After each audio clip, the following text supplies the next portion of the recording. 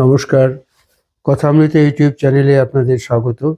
আমাদের প্রতিদিনই কিছু কিছু কাজ করতে হয়, কিন্তু সেই কাজ করতে গিয়ে আমাদের নানা রকম অজুহাত, আশঙ্কা, অজানা ভয়, অনিচ্ছা আমাদেরকে গ্রাস করে ফেলে। এক বাড়ি থেকে একটি ছেলে প্রতিদিন কাজ করতে যায়। মা প্রতিদিন তার ছেলেকে সকালবেলা খাইয়ে পরে কাজে যাওয়ার জন্য পাঠিয়ে দেন, এবং ছেলে যখন বাড়ির থেকে বেরোয় তিনিও সেই বাড়ির ঘরের জানালা দিয়ে যত দূর পর্যন্ত ছেলেকে দেখা যায় দেখতে থাকেন, আর উদ্বেগে উৎকণ্ঠায় কাটান যে আজ ছেলে ঠিক সুস্থ মতো বাড়িতে সময় মতো ফিরে আসবে। অথচ মজার ব্যাপার, প্রতিদিনই ছেলে ফিরে আসে, কিন্তু মায়ের উৎকণ্ঠা দীর্ঘদিন যাবৎ প্রতিদিন যতক্ষণ না ফিরছে সেই উৎকণ্ঠা তাকে ঘিরে ফেলছে।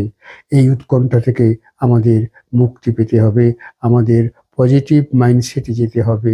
আমরা নিশ্চয়ই ভাববো যে নিশ্চয়ই ছেলে প্রতিদিন ফিরে আসবে। আমরা অনেক সময় অনেক কাজ করতে গিয়ে নিজেদেরকে আলস্য ভোগ করি, ভাবি আমার দ্বারা সম্ভব হবে না। কিন্তু নদীর সামনে গিয়ে দাঁড়াবেন, দেখবেন খরস্রোতা নদী নেমে আসছে, অনেক পাথর তার গতিপথে দাঁড়িয়ে আছে।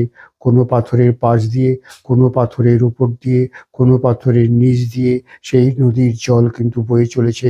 নদীর জলধারাকে কোনোভাবেই আটকানো যাবে না। আমাদের কর্মপদ্ধতিও এই খরস্রোতা নদীর জলধারার মতো হওয়া উচিত, যাতে কোনো বাধাই আমাদের আটকাতে না পারে। এক ভিক্ষুক প্রতিদিন ভিক্ষে করে।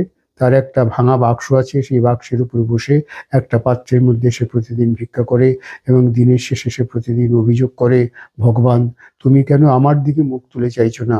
সামান্য কিছু পয়সা আমি প্রতিদিন পাই, এ দিয়ে কোনো রকমে আমার খাবারটা চলে, কিন্তু আমাকে তো একটু আরামে আইসে থাকতে দিতে পারো, আমাকে একটু নিশ্চিন্তে থাকতে দিতে পারো। আমি তো কোনো অন্যায় করিনি, কোনো অপরাধ করিনি, আমি সারাদিন নিশ্চুপ বসে থাকি, অথচ আমি সব সময় বিপদে এবং ভয়ের মধ্যে থাকি।